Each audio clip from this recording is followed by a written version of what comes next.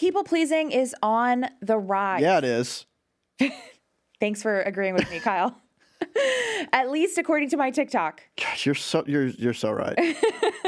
So today we're going to talk about what people pleasing actually is, if it's really a bad thing, and how to move into the zone of efficacy. Kayla, you do the best introductions. Let's get into it.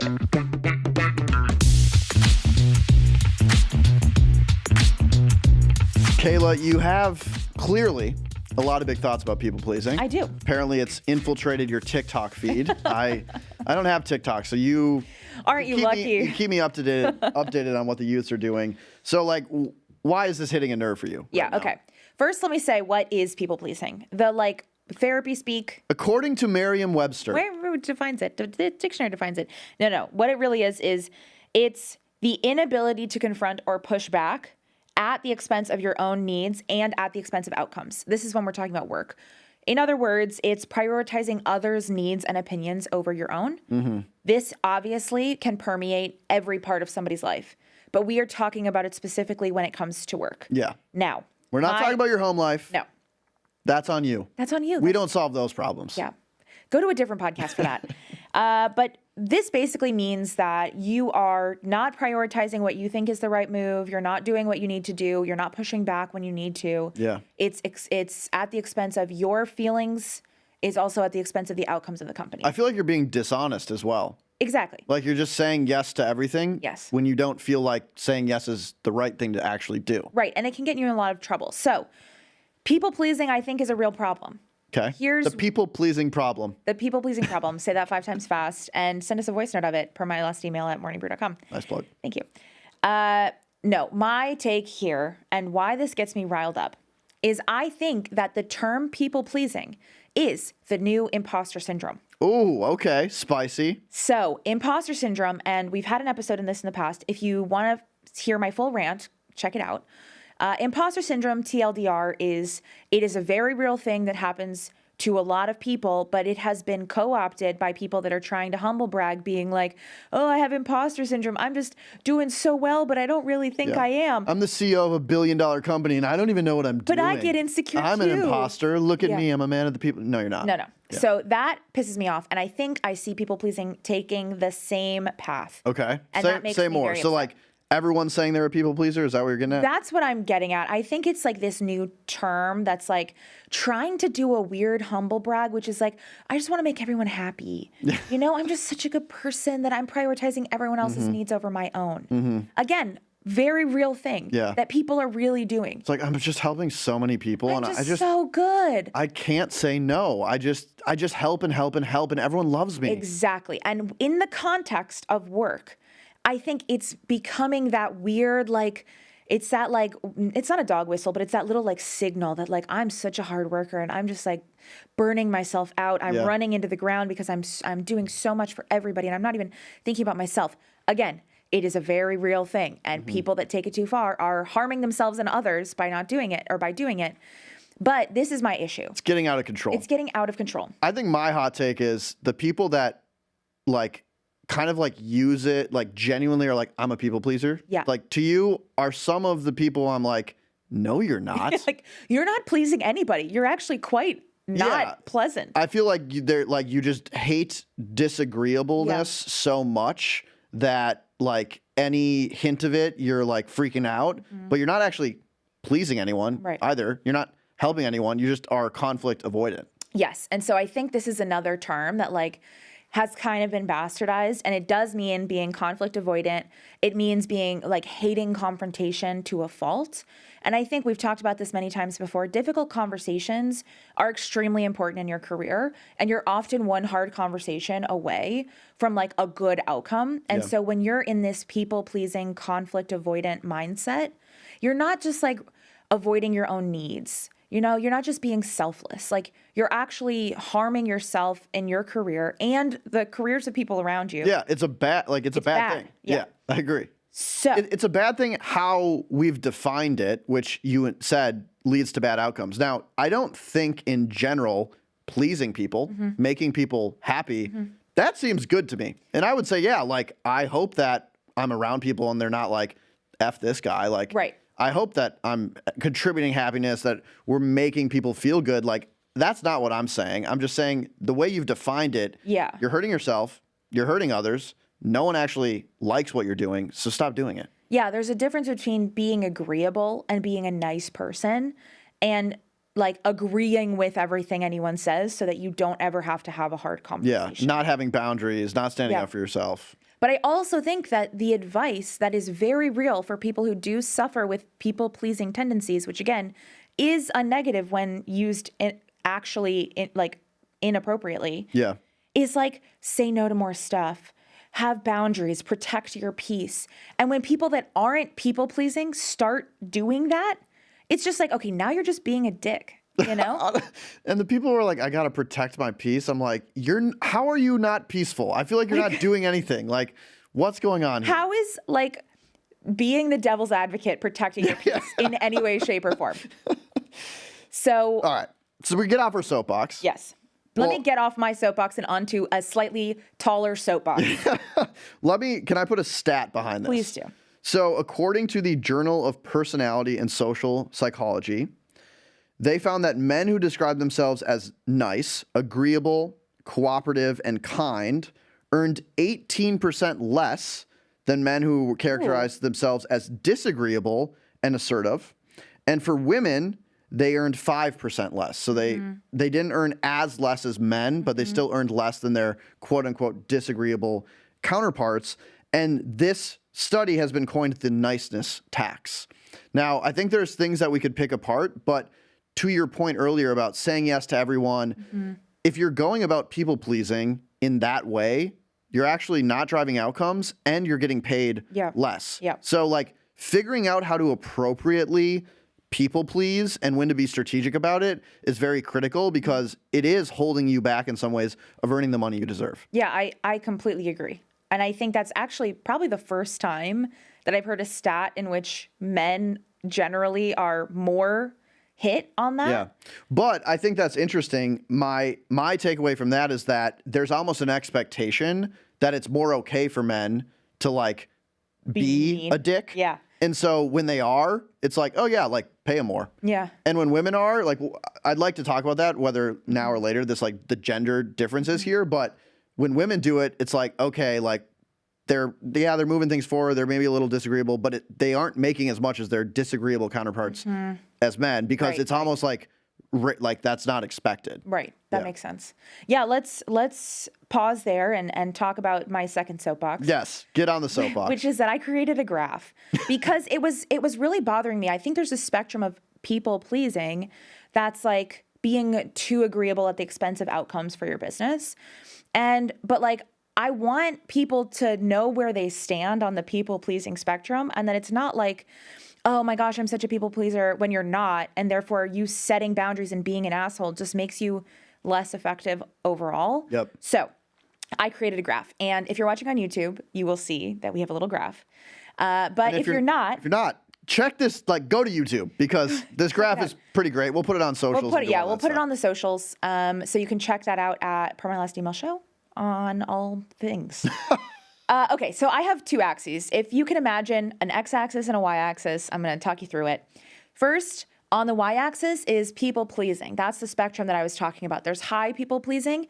The top of that axis is basically like you will say yes to anything. You are completely like spineless. Yeah. Whatever somebody's saying in a meeting, you'll agree with. And if you have somebody no says direction something else, yourself. no direction. You're just like a yes man. At the bottom is low people pleasing. That is, I will fight back even if I agree with you just for fun. It brings me joy to create chaos and tension. Exactly. So right in the middle, then there's the x-axis. The x-axis, which I think is very important and under-discussed, is effort.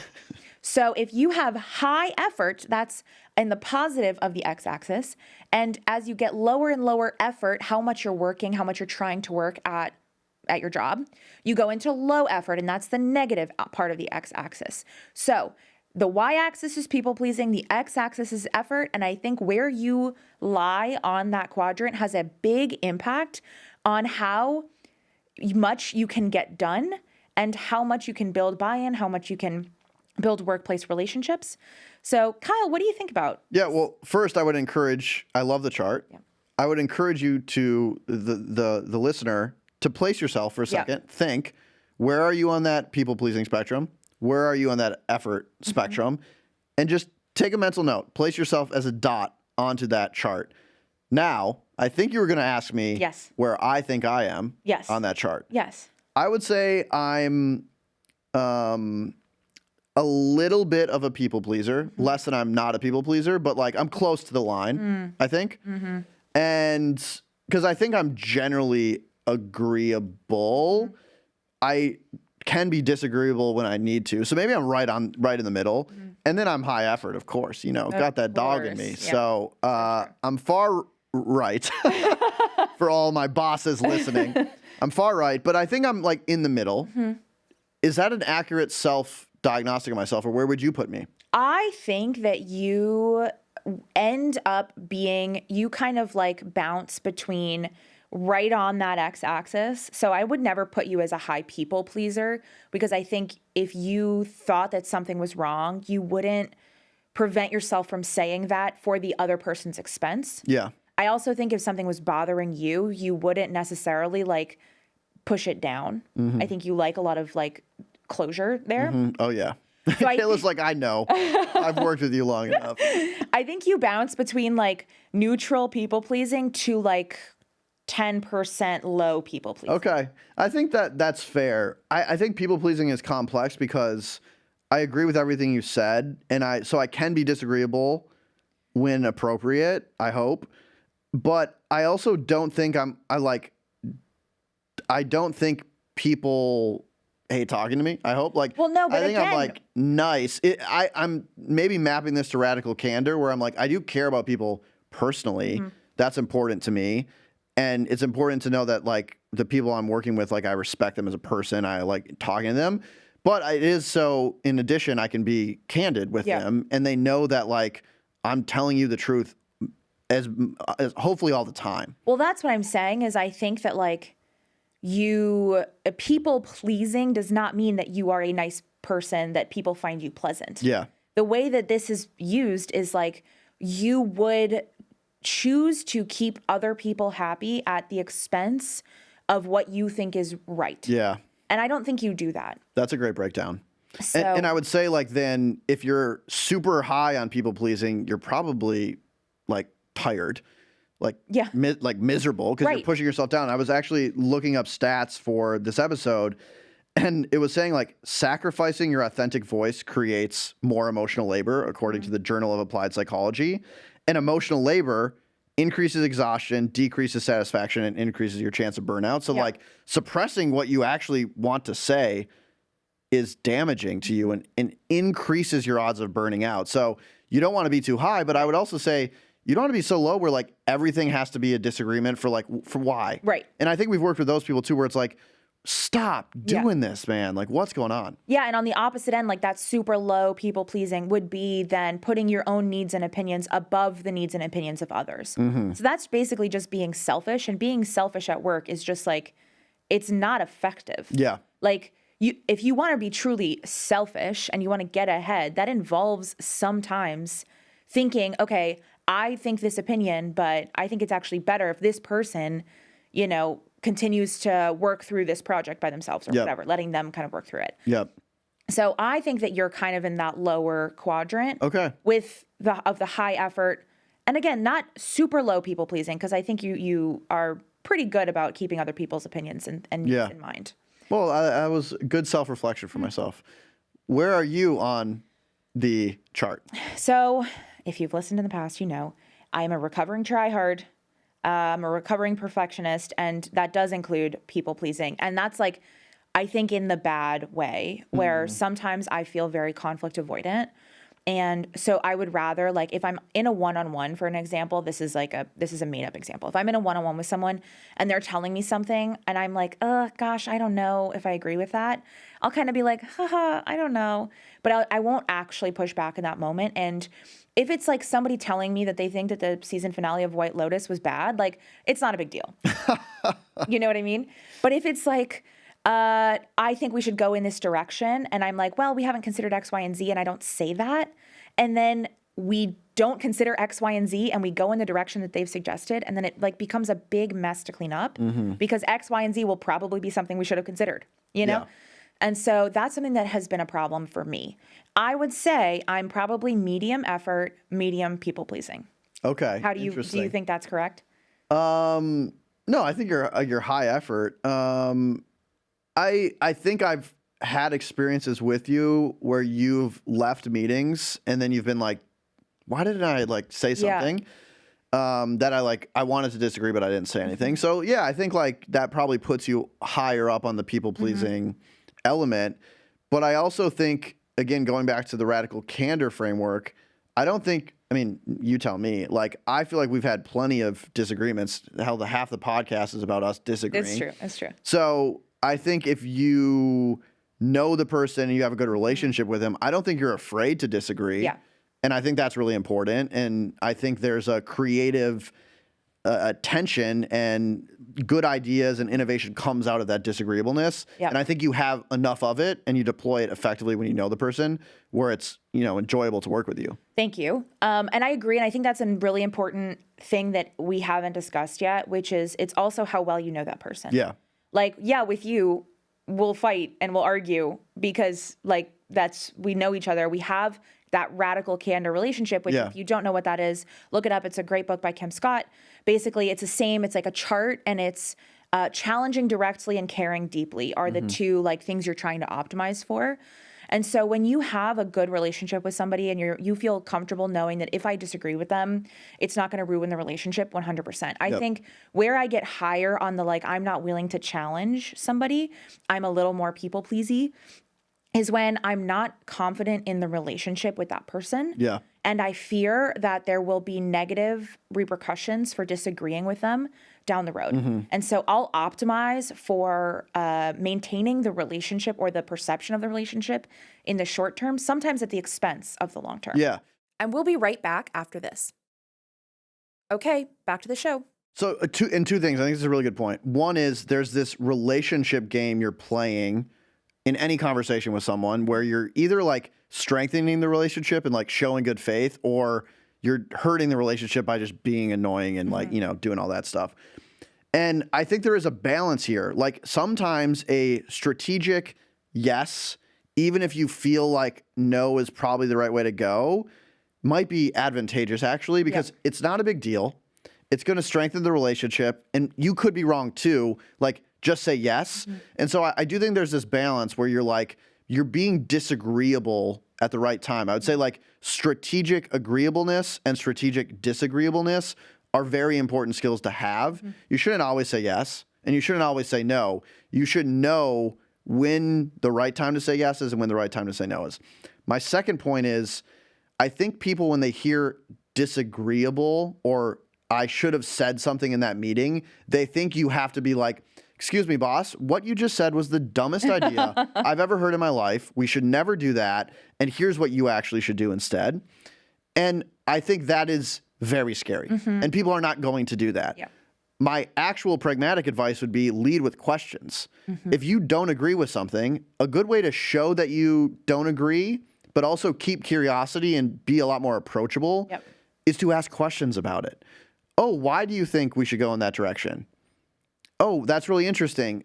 Did you think about this when you were making that calculation? Oh, like, how would you define success if we go down this road? Like, start poking holes, but in a way that's, you could be convinced otherwise as well. Right. You're not just disagreeing to disagree. You're trying to find the truth, and you're using questions to get there. That is a much more effective way and less scary way to be disagreeable. I 100% agree. So that was a great tactic on getting to the zone of efficacy. Ooh. But before we describe what that is, I would like to show you some fun names I made up for each of the quadrants. Yes. So we're going to show another chart. What I would say is when I asked you to think about where you were on that chart, bring up that mental image as Kaila describes the names of the quadrants. Okay, let's see it. All right. So if you are high people pleasing and high effort, congratulations, you are a pushover. This is the definition of the bad part of people pleasing, right? You're kind of going to do whatever somebody suggests because you want to value their needs and opinions over your own. Now, if you're high effort, you're still working hard, but you're low people pleasing, you can be a bit of a dick. So this is the high achieving asshole. Right? Yes, the HAA. As everybody knows. So that's you really are working, you want to get stuff done, but you're kind of a dick about it. Now let's go over to the other side. If you're high people pleasing and low effort, hot take, maybe a little spicy here. I'm calling you the personality hire. You are potentially being very agreeable. You're not really pushing back and you're not doing that much. Yeah. They're keeping you around for vibes. You're vibing. You know? Yeah. And you make other people feel good and therefore you are still employed. Now, if you're low effort and low people pleasing, so you don't care about other people's thoughts and feelings, you're always pushing back on them and you're not doing that much, congratulations, you are a devil's advocate. You're just like, well, what if I disagree? What if we did this? What if we did that? Right. But then you don't actually try to do anything about it. You're just upset. That's very annoying. Yes. And so now, think about where you are on this. You might be like, but I don't know. We just talked about this. You know, Kyle's high effort and he oscillates between, you know, neutral people pleasing and low people pleasing. Like, but we didn't say that that was a bad thing. Yeah. Am I a high achieving asshole? Am I a pushover? Like, I don't know. Technically, I'm a pushover and you're a high achieving asshole. And I don't think we're either of those things. Correct. So that's why we introduce the perfect zone, the zone of efficacy, where you want to be. If you're not on YouTube, check it out on our socials. Basically, it's a like little sideways house thing.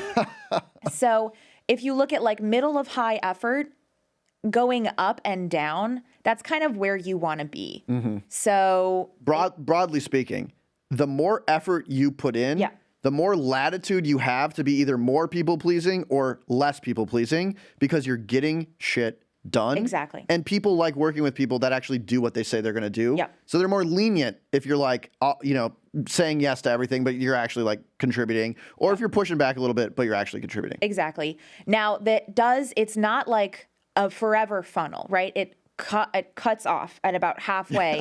So there's limits. You could be the highest effort person ever. And if you have high people pleasing, that's still you're not like effective. Yep. So you need to still maintain some neutrality in your people-pleasing tendencies. Yes. So if you have questions on this, because you're listening to us try to describe shapes, which is very difficult, check us out on Instagram or LinkedIn, and this will be posted. Yes, we'll drop it in the show notes as well. I want to make a note on this chart. You notice we didn't talk really about a strategy on the far left of the chart. Yeah. Which is the low effort part. So if you're there, that's not a good spot to be. And we just did an episode on recession proofing your career. Like, you don't want to be caught on the left side. Yeah. During a recession. People will tell you, the personality hires, they might be the first to go during the recession. Oh, yikes. Yeah. Yeah. Well, just bring your effort up a little. Exactly. But I do want to say, like, I think personality hire, it's a funny terminology that, you know, you've brought to that square. But I think embedded in that is this idea that people like people pleasers. Mm-hmm. That, like, when I hear personality hire, I'm like, oh, it's someone everyone loves. Yeah. And like, we're not sure what they do here, but who cares? Like, they're great to be around. But I don't think that's true. Mm-hmm. I don't think people like people pleasers. Interesting. At least I don't. Yeah. Like, they're kind of annoying because you get a sense where it's like, there's no way you agree with everything I'm saying. Yeah. There's no way. Like, what is your opinion? I want to work with people that can push back, that do have different ideas, because I'm not always right.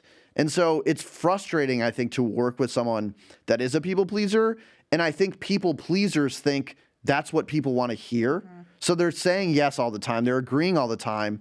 And there's so much studies, Adam Grant did one, how people that do that actually don't rise to leadership positions because you just seem inauthentic. Mm-hmm. You're like, bullshit, man. You don't agree with everything I'm saying. Right. All you do is say yes, so why are you in the meeting? Mm-hmm. If you're only going to agree with me, what are you adding? Right. You're not. So I think figuring out a way to understand that people don't like people pleasers is really paramount. Yeah. It doesn't mean you're always disagreeable, and it doesn't mean you're never agreeable.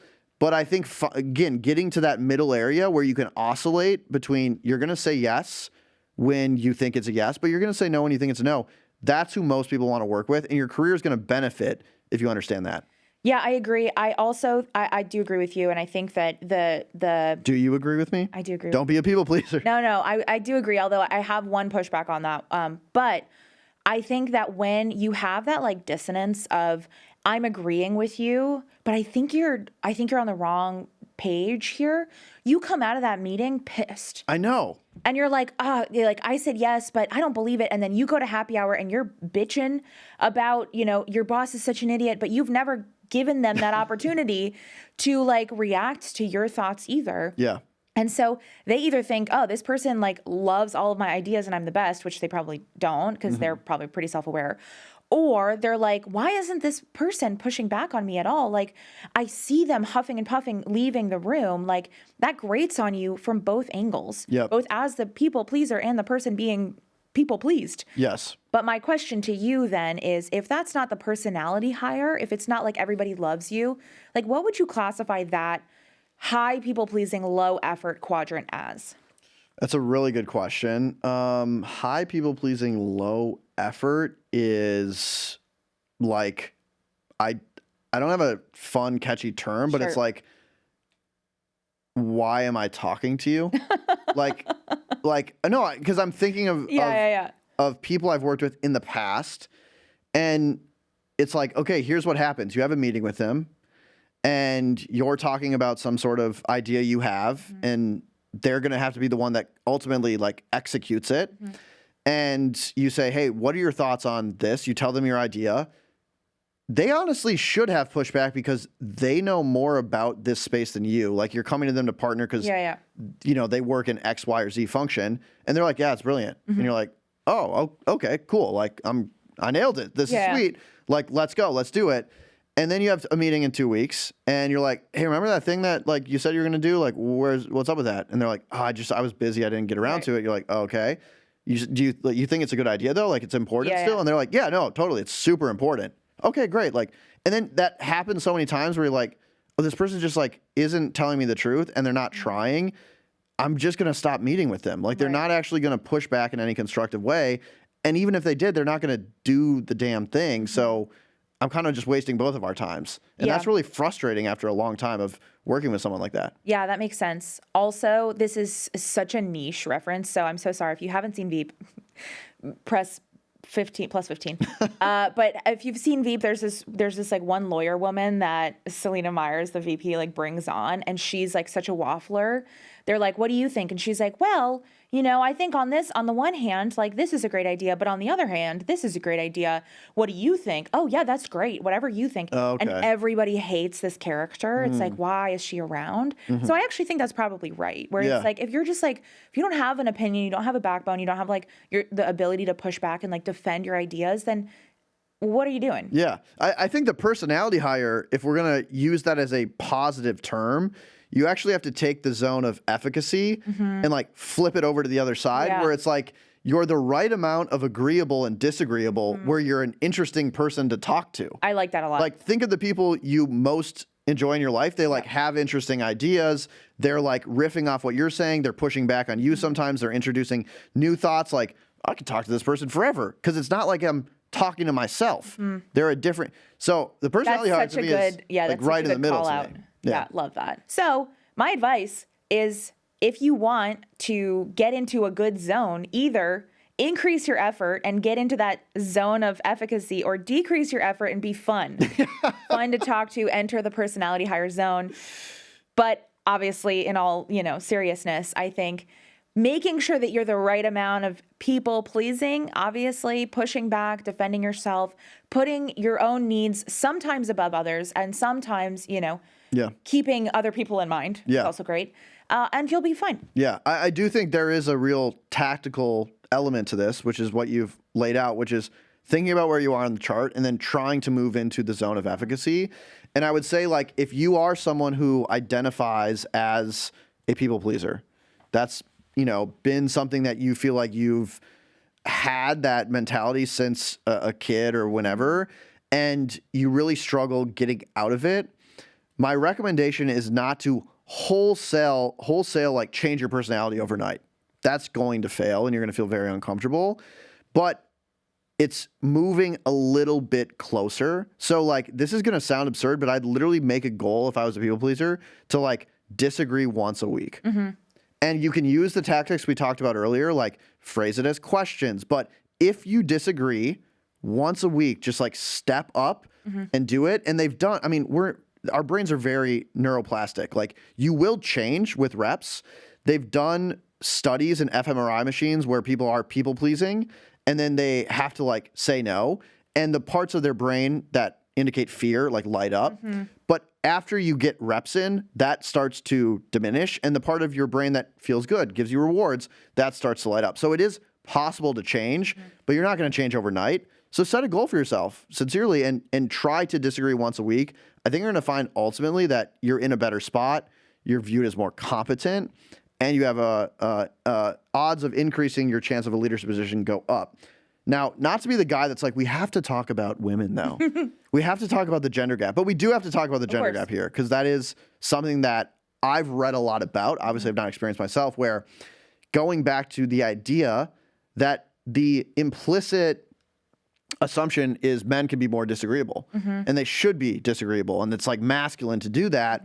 And then women get stuck in this damned if you do, damned if you don't camp where it's like you try to disagree. Oh, you're a bitch. Like, what are you doing? Like, oh, this person's just like annoying. Or you're agreeable all the time. It's like you're a pushover and you don't have what it takes to be a leader. I'll pose it to you. What has your lived experience been? Around that basically. I mean, I don't know what to say. No, I think it's like it's really hard when knowing that, you know, no matter what you do, there's going to be like this type of stereotype kind of overlaid. And so for me, it's been a lot easier to lean into the more like agreeableness. Not to say that I'm agreeable. I don't know that I am necessarily, but like when there's moments of like that fear of pushing back, it's very easy to fall back into, I don't want to rock the boat. And like, this isn't really in my nature. And I think that it's unfortunate, but when you're a woman and you know that if you're going to be disagreeable, you're going to be considered a bitch versus a boss, you know, like a high achieving asshole is high achieving. But when you think about a high achieving asshole, you usually think about a man. Yeah. A high achieving asshole is not like a feminine idea very much, like not saying that it shouldn't be.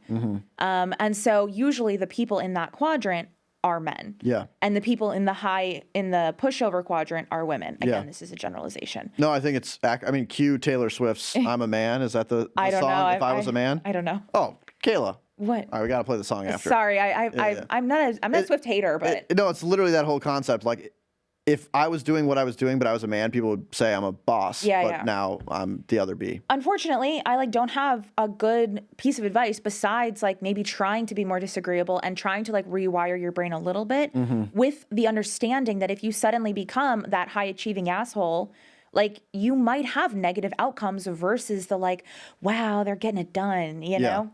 And I think the advice from the, other side of like, obviously I'm not a woman, like, understanding that this gap exists and just doing the simple thought experiment of is like, if a man was this disagreeable, would I have a problem with it?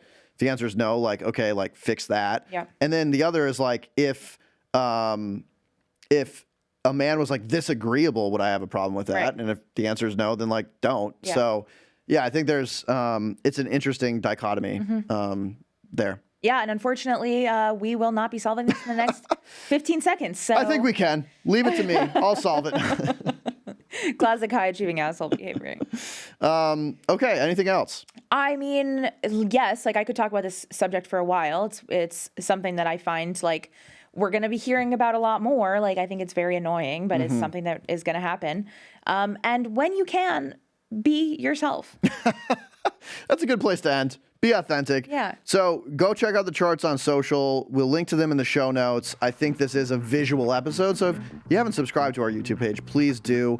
As always, would love to hear where you fall on this spectrum, what tactics you have to navigate in your career, per my last email at morningbrew.com. We'd love to hear from you. Should we roll the credits? Let's do it. Our producer is Michaela Heck. Our technical director is Lonnie Fiskus. Tiffany Licata is an associate design director. And our president is Devin Emery. This show is a production of Morning Brew. Thanks for listening, and we'll see you next week. Adios, people pleasers.